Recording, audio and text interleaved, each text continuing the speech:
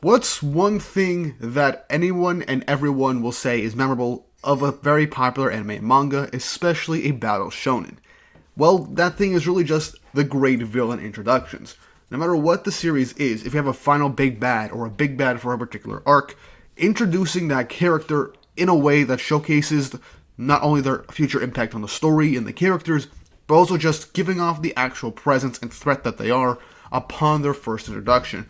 Whether it be a single panel or their own unique soundtrack in the anime, things like that are memorable, and that is what makes people talk about specific villains throughout the ages, even with their ideologies and characterization.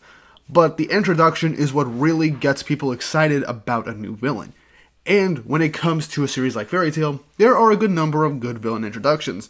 But the one I want to talk about today is Acnologia'S, because that introduction really does sell how much of a threat the character is, and how much of an impact it has on the characters and the story as well. Before we get into this video, don't forget to like and subscribe, and hit the notification bell for updates on future videos. Really helps and ensures you guys enjoy the content I make here on the channel, and you want to see more. Fairy Tail Fridays have been doing very well lately, so let's keep this up. And I might actually have some more Acnologia-based videos that I can send out for you guys every now and again as well, because there's a lot I can talk about when it comes to Acnologia. But with that out of the way, let's get right into the video. So, what makes Acnologia'S introduction so great? Well, let's start with the fact that he shows up right as the main cast are essentially healing up from a hard-fought battle. Fairy Tail had just defeated Grimoire Heart, one of the 3 biggest Dark Guilds in Fiore and part of the Barum Alliance. And they're still recovering from some very hard-fought battles.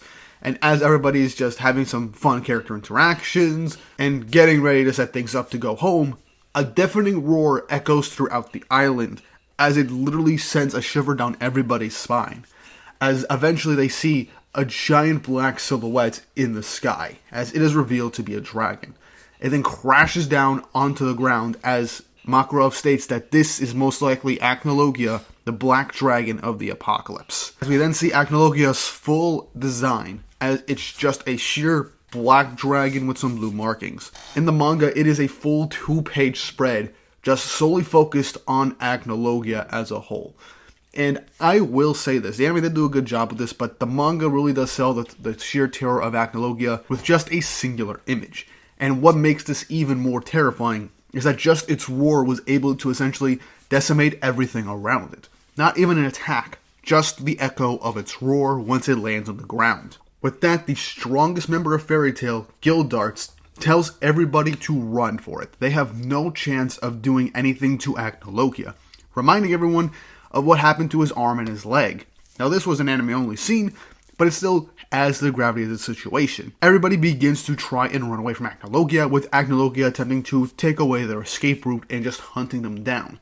All with Zeref narrating that Acnologia basically sees them as insects and doesn't want to speak to them, doesn't want to do anything to them or pay them any mind. He just wants to hunt them down and destroy them. As Makarov then grows giant to try and hold off Acnologia long enough so that the rest of the guild can get away. Even going as far as to say that this is his final order to the guild, as he just really wants them to get away, even if it costs him his life. But the guildmates then come back to help Makarov fight off Acnologia.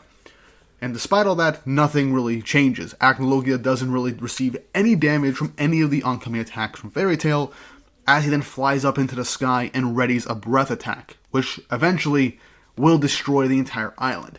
Everybody starts to wonder how they can get away with this with a barrier-type magic effect, and everyone decides to hold hands so that they can give Free and Levy enough power to essentially create an enchantment to protect them from Acnologia'S blast. Now, throughout this, we see an image of Mavis, the first master of Fairy Tail, watching on. We then realize afterwards that even though Acnologia seems to have destroyed the entire island in one blast, wiping it off the face of the map, they ended up activating Fairy Sphere, one of the 3 great fairy spells, to protect them. But despite them surviving at the end, what really matters is that one sequence of events. Within 2 chapters in a single episode of the anime, we see one of the strongest characters in the series. We see how powerful and how strong a dragon can be in the Fairy Tail universe, and how even with Dragon Slayers on their side, they didn't do anything against an actual dragon.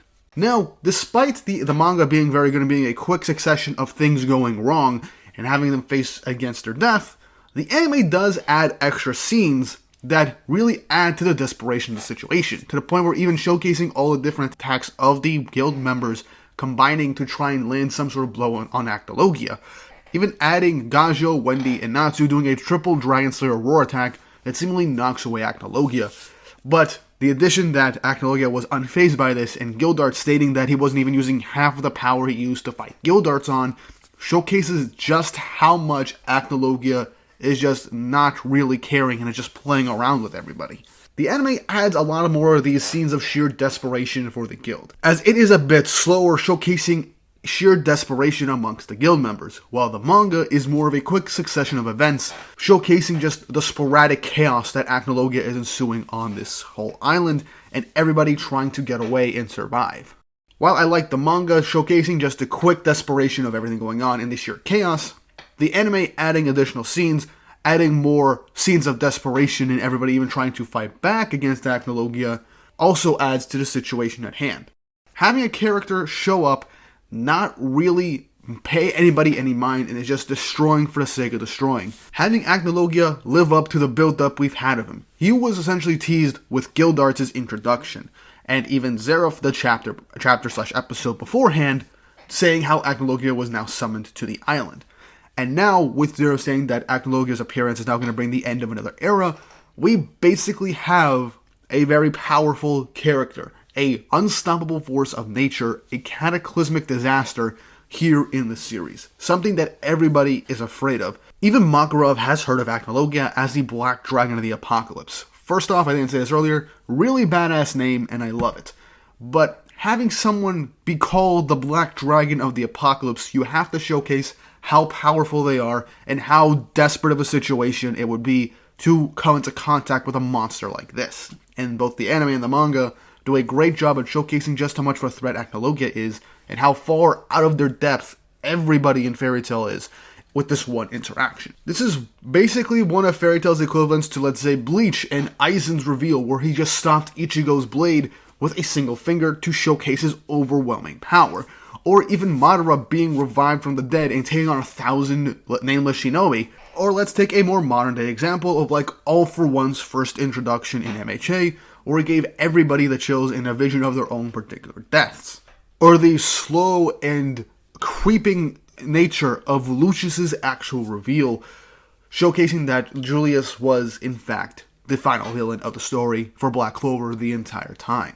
It doesn't matter when a character is introduced, it doesn't matter when a villain showcases their true nature or even basically flexes their power to the protagonists and showcases just how out of their level these characters are. But Acnologia'S is more different, as it showcases a chaotic sense of desperation. Anime and manga does not matter. Acnologia appears, causes sheer devastation, and is showcased as an unstoppable force of nature, a living catastrophe just unleashed upon the world. Legends are spoken about him, and even once this arc concludes, when it's revealed that everybody is safe after the whole fairy sphere was revealed to have saved them, Acnologia still has a presence in the story. Whether it be him being mentioned, and even him being one of the main reasons why the evil rogue traveled to the past to essentially control a bunch of dragons from 400 years ago, to amass an army to fight Acnologia, to even Tartarus where Acnologia makes its appearance, or even Alvarez where Acnologia causes actual devastation and destruction wherever he goes in Alvarez. Acnologia has been a character from its introduction to the end of the story that essentially showcased how powerful he is and how much of a living monster that he actually is in comparison to the rest of the characters in the series.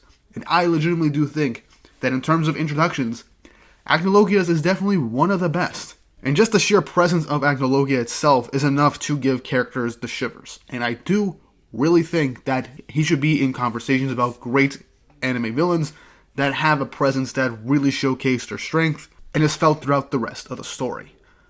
But that's my honest take. What do you guys think? Did you like Acnologia'S full introduction in the anime and the manga? What other anime characters did you think have amazing introductions, whether it be villains or even protagonists or side characters?